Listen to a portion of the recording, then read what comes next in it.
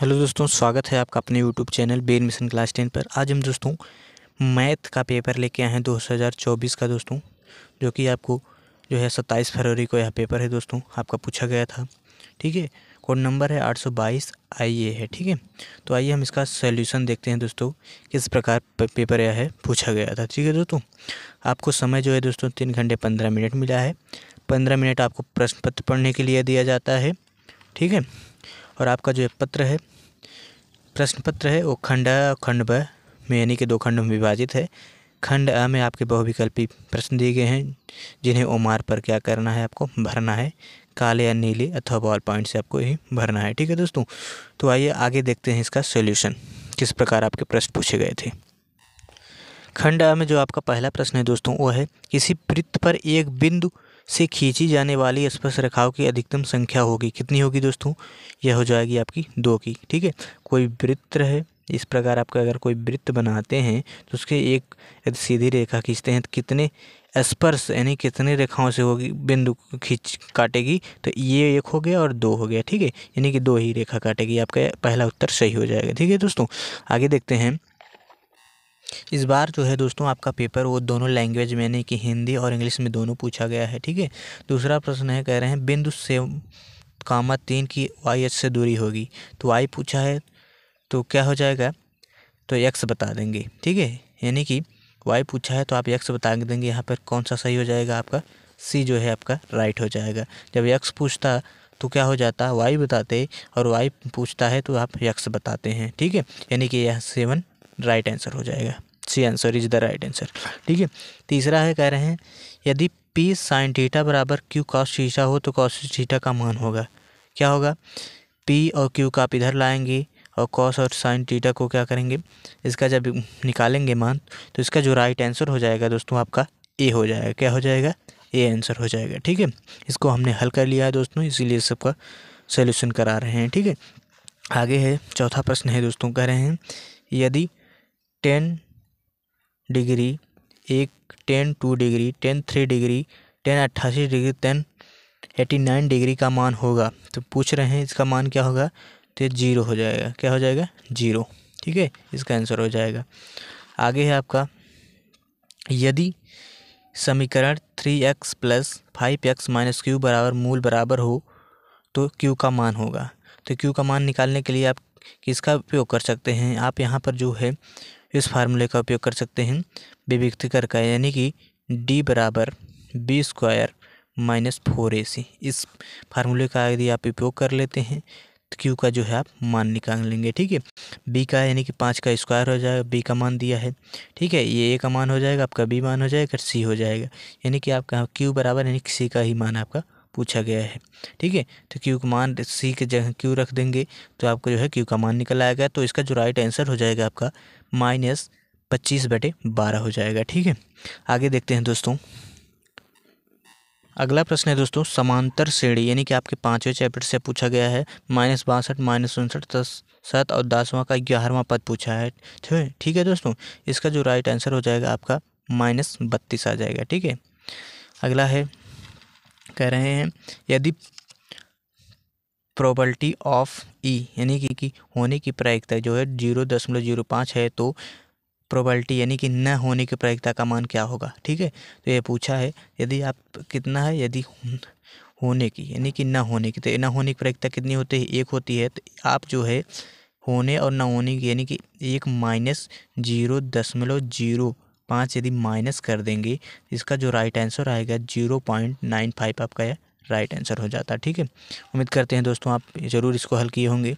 ठीक है, और अगला है, कह रहे हैं एक थैले में 3 लाल और 5 काली गेंदें हैं। इस थैले में एक गेंद यादृच्छिक निकाली जाती है, गेंद में लाल होने की प्रायिकता है। तो क्या होता है formula, favourable upon total favourable होता है ना। तो किसका राइट आंसर क्या हो जाएगा, आपका 3/8 हो जाएगा। ठीक है, 9वां प्रश्न है दोस्तों आपका, चित्र में DE पैरेलल है BC के तो CE की माप होगी। ठीक है, इसको आपको दोस्तों AB/AD बराबर करके AC/AE करना था। ठीक है, यानी कि इसका ए बी का मान 3.9 है, यहाँ पर रखना था, और ए डी का मान 1.3 है, यहाँ पर रखना था। बराबर है ए सी का मान, ए ई का मान कितना दिया है 1.5 थे, 1.5 यहाँ पर रखना था।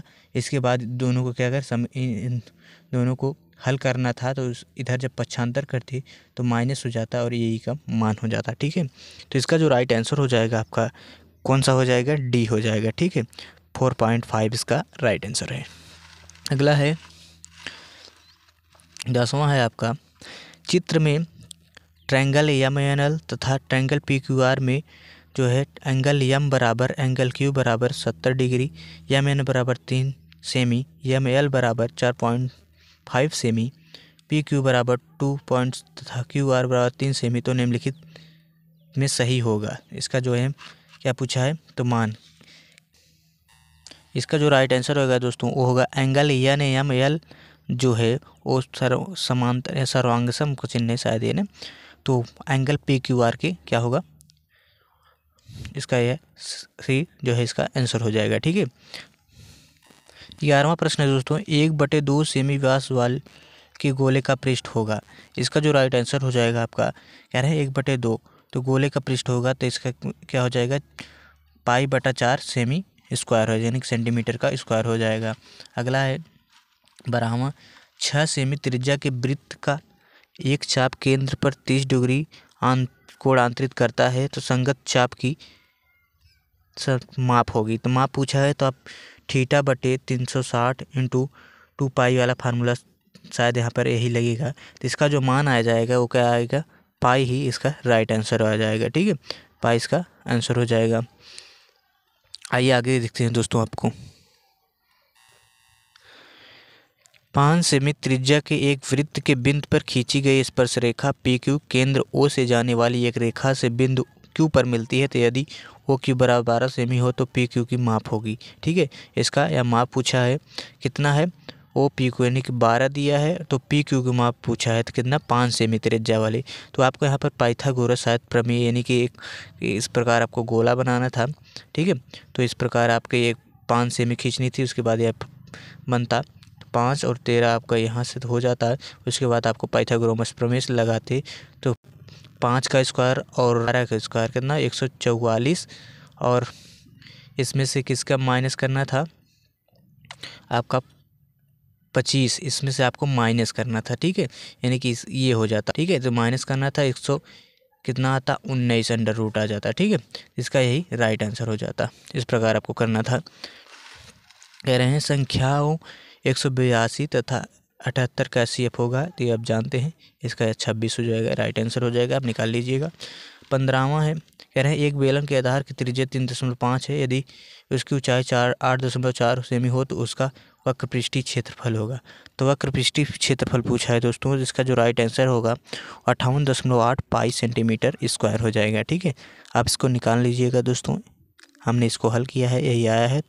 तो इसके आधार पर हम कह सकते हैं दोस्तों पेपर जो है आपका ठीक ठाक आया था, बहुत आसान भी नहीं था, आसान ही था पर आपके लिए तो कह सकते हैं बहुत आसान नहीं था। ठीक है, अगला है, कह रहे हैं 4 सेमी त्रिज्या वाले एक वृत्त के त्रिज्यखंड का कोण 30 डिग्री है, तो उसका क्षेत्रफल पूछा है। ठीक है दोस्तों, इसका जो राइट आंसर होगा दोस्तों 8/3 पाई सेंटीमीटर स्क्वायर हो जाएगा। ठीक है, अगला है दोस्तों आपका 17वां प्रश्न है, द्विघात समीकरण x² + x - 1 बराबर इक्वल टू विकतर पूछा है, तो यही आपको फार्मूला लगाना था, d² बराबर b² - 4ac। ठीक है, यहाँ पर b का मान कितना दिया है, 1 दिया है, c का मान -1 दिया है। ठीक है, 4a का मान 1 दिया है, आपको यहीं पर लगाना था, तो आ जाता है इसका फार्मूला। लेकिन ये दोस्तों ये जो हमने जब इसको हल किया तो इसका जो आंसर है दोस्तों गलत आ रहा था, यानी कि 5 आ रहा था इसका आंसर, जो कि आपके विकल्प में क्या है नहीं दिया है। ठीक है दोस्तों, यदि आप कोई भी जो है आप लगाए होंगे या फिर छोड़े भी होंगे तो आपको जो है बोर्ड के द्वारा आपको एक नंबर मिलेगा। ठीक है, तो आप अगला देखते हैं दोस्तों, कह रहे हैं द्विघात समीकरण 1 - 4x + 4x² बराबर 0 के मूलों का योगफल होगा। तो अल्फ़ा प्लस बीटा बराबर क्या होता है, -b/a होता है। ठीक है, ये देखिए दोस्तों आपका ये का मान है, तो जब इसको ये आपको घुमा फिरा कर दिया है तो इसका जो बनाएंगे तो 4² -4x + 1 इसका जो है आपका समीकरण बनेगा। तो a का मान ये है, -b का मान क्या है -4 और a का मान क्या है 4। तो ये जो है आपका कट जाएगा, क्या होगा 1 हो जाएगा। ठीक है, यानी कि ये जो है आपके देखिए दोस्तों कह रहे हैं निम्नलिखित सारणी से माध्य होगा। तो जो माध्य हो जाएगा आपका, या आप हल किए होंगे तो 26.66 आएगा। ठीक है, आगे देखते हैं दोस्तों। निम्नलिखित सारणी का माध्यक वर्ग होगा। इसको हमने हल किया था, जो माध्यक आया था वो 20 से 30 यानी कि 24 दशमलव कुछ आ रहा था हमारा, तो यानी कि 20 से 30 ये जो है इसका माध्यक हो जाएगा। ठीक है, आगे है दोस्तों आपका खंड ब में आपके प्रश्न जो हैं काफ़ी अच्छे पूछे गए थे। अच्छे क्या कहें, तो हर साल जो पूछे जाते हैं वही पूछे गए थे। यदि बिंदु x, 5 तथा 2, -3 के बीच की दूरी 17 मार्क तो x का मान ज्ञात करना था। यदि बिंदु 1, 4 a -2 और 1 -3 संरेख हैं तो a का मान ज्ञात कीजिए। संरेख के लिए क्या शर्तें होती हैं, यदि आपने पढ़ा होगा तो ज़रूर किया होगा। सिद्ध करना था आपको a1 + sin theta upon cos theta plus cos theta 1 + sin theta बराबर 2 से थीटा बराबर हो, तो इसको सिद्ध करना। निम्न बारंबारता बंटन के माध्यक ज्ञात करना था आपको। आगे है दोस्तों आपका कह रहे हैं इस संख्याओं में 90 और 510 का एलसीएम आपको ज्ञात करना था। सिद्ध कीजिए कि अंडर रूट देने का परिमेय संख्या है।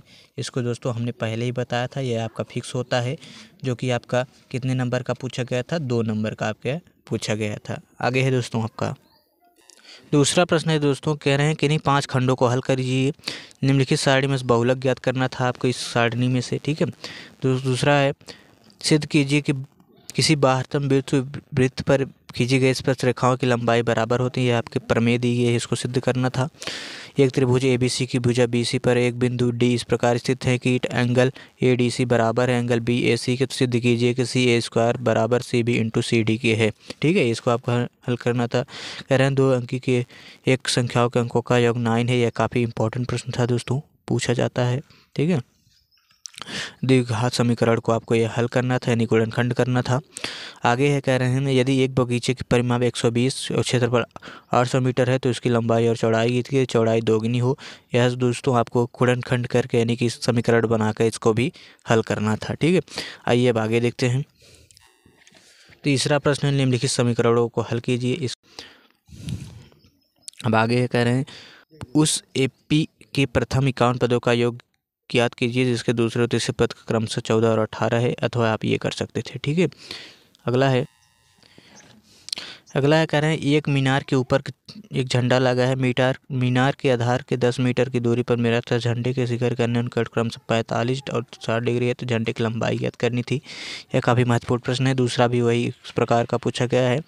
और आपका 5वां प्रश्न है दोस्तों, आपका कह रहे हैं 15 सेमी त्रिज्या वाले वृत्त की कोई जीवा केंद्र पर 60 डिग्री का कोण आंतरिक करती लघु और दीर्घ खंडों का क्षेत्रफल ज्ञात कीजिए। पाई बराबर इतना दिया है आपका दोस्तों। तो आपको इन दोनों जो मान है इसका उपयोग करके और फार्मूले पर रखना था। इसका जो है आपको हल लाना था। ठीक है, काफ़ी सरल प्रश्न था यह भी। ठीक है, तो ये आपके प्रश्न पूछे गए थे दोस्तों, बढ़िया थे, काफ़ी अच्छे पेपर था। ठीक है दोस्तों, यदि आपने किया होगा तो आपको 90+ कोई भी लाने से नहीं रोक सकता है दोस्तों। उम्मीद करते हैं आपको समझ में आया होगा। तो ये समझ में आया तो हमारे वीडियो को लाइक एंड सब्सक्राइब कीजिए। मिलते हैं ऐसे महत्वपूर्ण वीडियो के साथ।